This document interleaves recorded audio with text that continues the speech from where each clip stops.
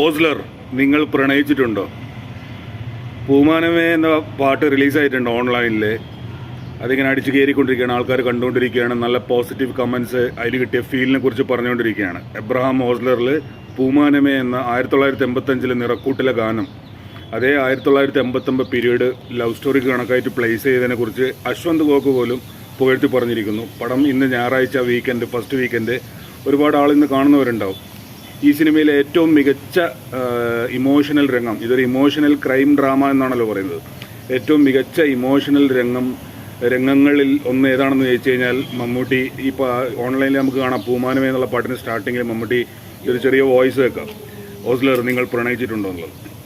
അപ്പോൾ ഓസ്ലർ എല്ലാം കഴിഞ്ഞ് എല്ലാം ഒരു പഴങ്കഥയായി മാറി പോലീസുകാരുടെ ഇടയിൽ ഒരു കോർട്ട് റൂം ഡ്രാമ പോലെ, ഒരു ക്രോസ് വിസ്താരം പോലെ നടക്കുന്നതിൻ്റെ ഇടയിൽ സ്വന്തം കഥ മുഴുവൻ ലവ് സ്റ്റോറിൻ്റെ ബിഗിനിങ് എല്ലാം പറഞ്ഞ് അതിൻ്റെ ഇടയിലാണ് ചോദിക്കുന്നത് ഓസ്ലർ നിങ്ങൾ പ്രണയിച്ചിട്ടുണ്ടോ. അതിന് കഴിഞ്ഞ ഉടനെ ഈ പൂമാനമേ 2 പീസായിട്ടാണ് ഇടുന്നത്. പൂമാനമേൻ്റെ സെക്കൻഡ് പീസ് വരികയാണ് ബാക്ക്ഗ്രൗണ്ടിൽ. കരളിലെഴും ഒരു മൗനം എന്നുള്ള ആ ഭാഗം, അത് വളരെ ടച്ചിങ് ആയിട്ട് അറിയാതെ കണ്ണുകൾ നിറഞ്ഞുപോയ ഒരു ഇമോഷണൽ രംഗമാണ്. The top emotional scene of this emotional crime drama number 1. കാരണം ഇതുപോലൊരു പടത്തിൽ നമ്മൾ അങ്ങനെ കണ്ണ് നിറയുമെന്ന് പ്രതീക്ഷിക്കുന്നില്ല. പക്ഷെ അറിയാതെ അലക്സാണ്ടറിന് വേണ്ടി, പടത്തിൻ്റെ പേര് എബ്രഹാം ഓസ്ലർ എന്നാണെങ്കിലും സെക്കൻഡ് ഹാഫ് മമ്മൂട്ടി കൊണ്ടുപോയി എന്ന് പറയാൻ കാരണം അതാണ്. അറിയാതെ അലക്സാണ്ടർ എന്ന കഥാപാത്രത്തിനോടൊരു വല്ലാത്തൊരു മമ്മൂട്ടിൻ്റെ ഭാഷയിൽ പറഞ്ഞ അനുതാപം തോന്നുന്ന ഒരു രംഗമായിരുന്നു അത്. Super well done. അപ്പോൾ ഇന്ന് പണം കാണുന്നവർക്ക് എൻജോയ് ദ മൂവി. അതുകൂടാതെ വേറെ നല്ല സീൻസ്, ടോപ്പ് 5 സീൻസ് ഏതാണെന്ന് ചോദിക്കുകയാണെങ്കിൽ ആ പ്രണയം, അലക്സാണ്ടറും സുജിയാന്ന് തോന്നുന്നു അനശ്വര ചെയ്ത റോളിൻ്റെ പേര്, അവർ മെഡിക്കൽ കോളേജിൽ നിന്ന് അവർ പ്രണയം ബിഗിനിങ് ചെയ്യുന്നൊരു ചെറിയൊരു രംഗമുണ്ട്.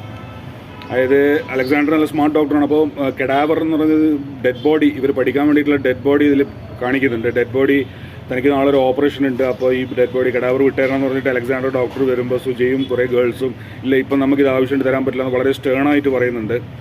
അപ്പോൾ അലക്സാണ്ടറിൻ്റെ ഒരു സോഫ്റ്റ് ക്യാരക്ടറാണ്, റിസർവ്ഡ് ക്യാരക്ടറാണ്. അപ്പം സ്മാർട്ടായിട്ട് ഡോക്ടർ വന്ന് കെഡാവർ ഡെഡ് ബോഡി കിട്ടിയേ വെച്ചുള്ളൂ. സുജയും ഫ്രണ്ട്സും വളരെ, സുജ പ്രത്യേകിച്ചും ഇല്ല പറ്റില്ല എന്ന് പറഞ്ഞപ്പോൾ അലക്സാണ്ടർ മടങ്ങിപ്പോകുന്ന ആ രംഗത്ത് നമുക്ക് ഒരു പാവത്തരം തോന്നുന്നുണ്ട് ഈ അലക്സാണ്ടർ കഥാപാത്രത്തിനോട്. സുജ പറഞ്ഞത് കുറച്ച് ഹാർഷായി പോയി എന്നും തോന്നുന്നുണ്ട്. അപ്പോൾ ഉടനെ അലക്സാണ്ടർ തിരിഞ്ഞു നോക്കണേ നമ്മൾ ആഗ്രഹിക്കുന്നു, അലക്സാണ്ടർ തിരിഞ്ഞു നോക്കുന്നു. സുജ നോക്കണേ നമ്മൾ ആഗ്രഹിക്കുന്നു, സുജ നോക്കുന്നു. ആ മൊമെൻറ്റിലാണ് ആ ഒരു റൊമാൻസ് ബ്ലോസം ചെയ്തത്, പിന്നെ മുട്ടിട്ട് വിടരുന്നത്. അതും വളരെ രസകരമായിട്ട് ചെയ്തൊരു രംഗമാണ്. ഇമോഷണൽ രംഗം ചോദിക്കുകയാണെങ്കിൽ അതൊക്കെ ഈ വിസ്താരത്തിൻ്റെ ഇടയിൽ വരുന്നതാണ്. പിന്നെ ആക്ഷൻ, ക്രൈം, ഇമോഷണൽ ക്രൈം ഡ്രാമയാണ്. ക്രൈം സീൻസ് ടോപ്പ് 5 ചോദിക്കുകയാണെങ്കിൽ ഓഫ് കോഴ്സ് മമ്മൂട്ടിൻ്റെ എൻട്രൻസ് സീനുണ്ട്. മമ്മൂട്ടിയും ജയറാമും ഹൈ വോൾട്ടേജ്, ഹൈ ഒക്ടേൻ തിയേറ്ററുകളെ പിടിച്ചു കുലുക്കി അറിയാണ്ട് എണീറ്റ് നിന്ന് കൈയടിച്ചു പോകുന്ന രംഗമാണ്. അതുകൂടാതെ ചോദിക്കുകയാണെങ്കിൽ ഇതേ പിന്നെ പോലീസ് വിസ്താര റൂമിൽ തന്നെ, ക്വസ്റ്റ്യനിങ് റൂമിൽ തന്നെ പിന്നെ എനിക്ക് സേവിയെ കാണണമെന്ന് പറഞ്ഞിട്ട് സേവി വരുന്നുണ്ട്, പ്രധാന വില്ലൻ. എല്ലാ സ്വപ്നങ്ങളെയും തച്ചുടച്ച പ്രധാന വില്ലൻ സർവാംഗീകൃതനായി ഡോക്ടറായി പുസ്തകമൊക്കെ എഴുതി സമൂഹത്തിൽ വളരെ നിലയും വിലയും സ്റ്റാറ്റസൊക്കെ ആയിട്ട് ഇങ്ങനെ ജീവിച്ചു പോവുകയും ഈ പോലീസുകാരൊക്കെ മനസ്സിലായി ഇവനാണ് മെയിൻ കൾപ്രിറ്റ് ഇവനാണ്. പക്ഷെ നിയമത്തിന് ഇവനെ തൊടാൻ പറ്റാത്തൊരു സാഹചര്യത്തിൽ ഇവൻ അവിടെ നിന്ന് എന്ത് ചെയ്യാൻ പറ്റുമെന്ന് പറഞ്ഞ് ഇറങ്ങിപ്പോകുന്ന രംഗത്താണ് ഡബിൾസ് ഓൾട്ടർനേറ്റീവിനെ കുറിച്ച് മമ്മൂട്ടി പറയുന്നത്. അത് ആ ഡബിൾസ് ഓൾട്ടർനേറ്റീവ്, അതായത് ഈ സേവി, ഞാൻ മുൻ റിവ്യൂവിൽ പറഞ്ഞ പോലെ തന്നെ സേവി നിനക്ക് എന്ത് ചെയ്യാൻ പറ്റും, ദൈവം നീതിയിൽ എൻ്റെ കൂടെ അറിയുമ്പോൾ ആണ് അലക്സാണ്ടർ പറയുന്നത് പ്രതീക്ഷയും ദൈവം എന്നേ കൈവിട്ടവരാണ് ഞാനും ഈ മുണ്ടാപ്രാണിയൊക്കെ. അങ്ങനെയുള്ളവർ ചിലപ്പോൾ സാത്താൻ നേരിട്ട് വന്ന് ഉപകാരം ചെയ്യുന്നിരിക്കും. ഡബിൾസ് ഓൾട്ടർനേറ്റീവ്, ആ ഡബിൾസ് ഓൾട്ടർനേറ്റീവ് വ്യക്തമാവുന്ന രംഗം സ്പോയിലർ ആവുന്നതുകൊണ്ട് കൂടുതൽ പറയുന്നില്ല. പടത്തിൻ്റെ എൻഡിങ്ങിനോടടുത്ത് ഇതേ ചങ്ങാതി സ്റ്റേജിൻ്റെ മുകളിൽ നിന്ന് ഭയങ്കരമായി പ്രസംഗിക്കുകയും അലക്സാണ്ടറിനെ ഒന്നും ചെയ്യാൻ പറ്റില്ല, ഈ കൈ കണ്ടില്ലേ, ഈ ഒരു ബാൻഡേജ് മാത്രമാണ് ആകെയുള്ള. ബെന്യാമിനൊക്കെ ഉണ്ട് ആ രംഗത്തിൽ, ആടുജീവിതം എഴുതിയ ബെന്യാമിനൊക്കെ അഭിനയിക്കുന്നുണ്ട്. ആ രംഗത്തിൽ എബ്രഹാം ഓസ്ലർ നോക്കിക്കൊണ്ട് നിൽക്കുമ്പോൾ ഒരു സംഗതി റിവീൽ ചെയ്യാണ്, കൂടുതൽ പറയാൻ പറ്റില്ല. അവിടെ ഒരു കൊളാപ്സ് നടക്കുകയാണ്.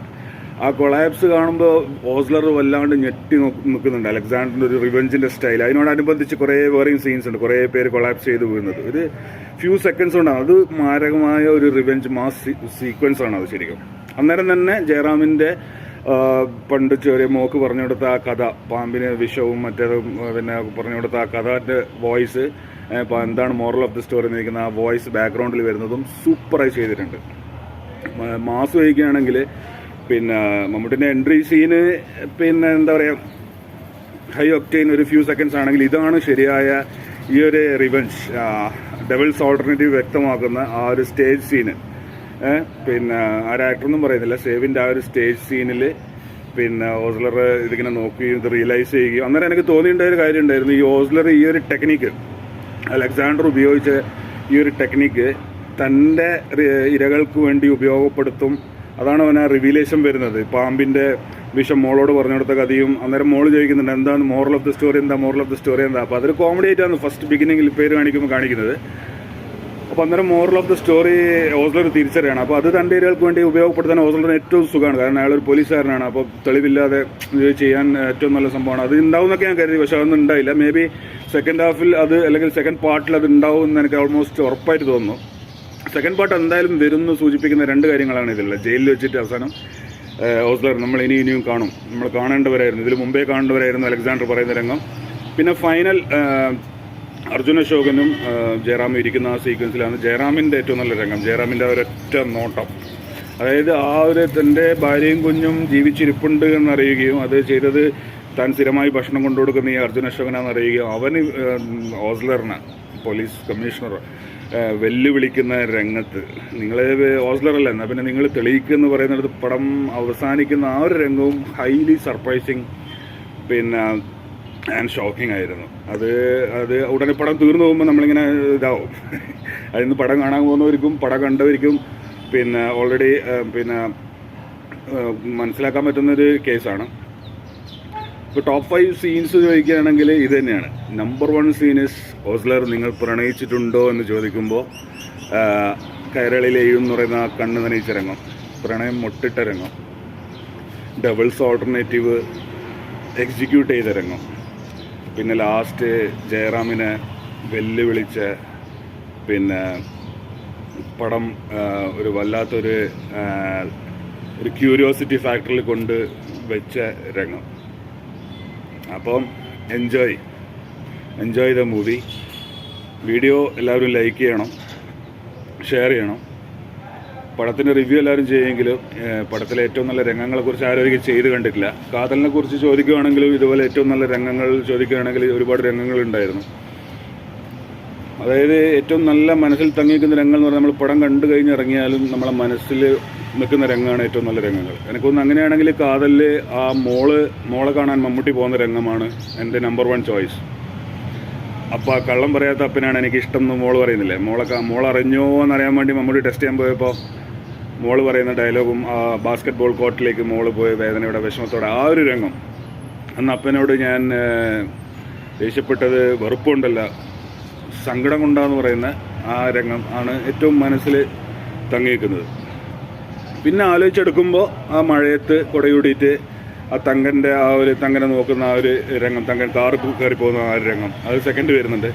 അപ്പോൾ ഇതുപോലെ തങ്ങി നിൽക്കുന്ന രംഗമാണ് ഓസ്ലറിനെ കുറിച്ച് പറഞ്ഞത്. നിങ്ങൾക്ക് നിങ്ങളുടെ രംഗങ്ങൾ ഇഷ്ടപ്പെട്ട് കണ്ടവരുണ്ടെങ്കിൽ പറയാം. ഏറ്റവും നല്ല രംഗം ഇത് തന്നെയായിരിക്കും പലർക്കും എന്ന് വിചാരിക്കുന്നു. ഇതെല്ലാം ഓൾമോസ്റ്റ് സെക്കൻഡ് ഹാഫിൽ തന്നെയാണ് ഈ രംഗങ്ങളൊക്കെ തന്നെയും വരുന്നത്. പിന്നെ അതല്ല വേറെ ഏതെങ്കിലും രംഗങ്ങളാണെങ്കിൽ അതും നിങ്ങൾക്ക് പിന്നെ കമൻസിൽ ഷെയർ ചെയ്യാം. വീഡിയോ ലൈക്ക് ചെയ്യണം, സബ്സ്ക്രൈബ് ചെയ്യണം. ഇനി വരാനിരിക്കുന്ന പിന്നെ മലൈക്കോട്ട വാലിബൻ റിലീസായി കഴിഞ്ഞാൽ അതിനെക്കുറിച്ചുള്ള ഇതുപോലുള്ള കാര്യങ്ങളിടാം. പടം എല്ലാവരും തിയേറ്ററിൽ തന്നെ കാണുക. അത് ശരി.